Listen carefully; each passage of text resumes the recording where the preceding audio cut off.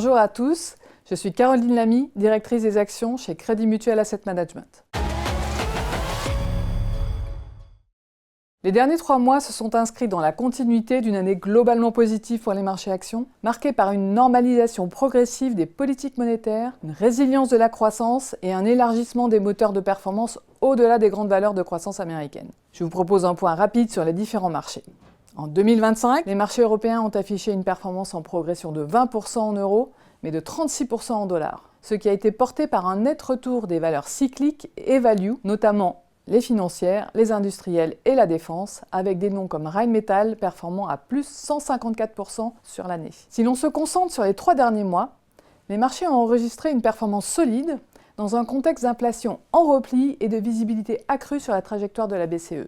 Les entreprises européennes ont bénéficié d'un double soutien, des valorisations toujours attractives par rapport aux États-Unis et des attentes de taux durablement plus bas en 2026. Cela a permis à l'Europe de surperformer à nouveau en fin d'année, malgré un environnement macroéconomique encore hétérogène. Les small et mid-cap européennes demeurent attractivement valorisées. Le rebond pourrait être soutenu par les plans de relance et la thématique défense-souveraineté, avec un enjeu clé, le calendrier de concrétisation. Aux États-Unis, l'économie et le consommateur résistent.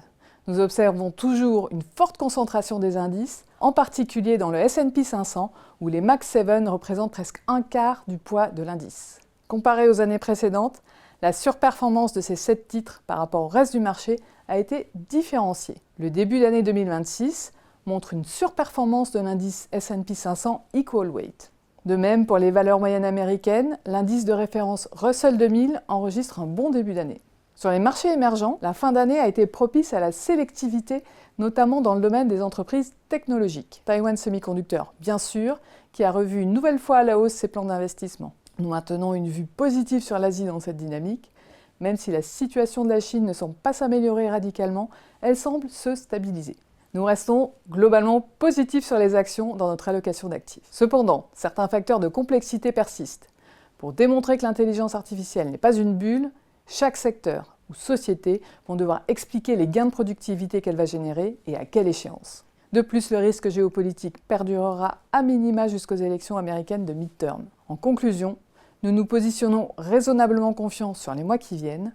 La saison des publications de résultats viendra conforter les anticipations de croissance de résultats et donnera le là pour la suite. Nous restons bien sûr attentifs à toute inflexion du côté des taux et de la géopolitique. Merci pour votre attention et à très bientôt.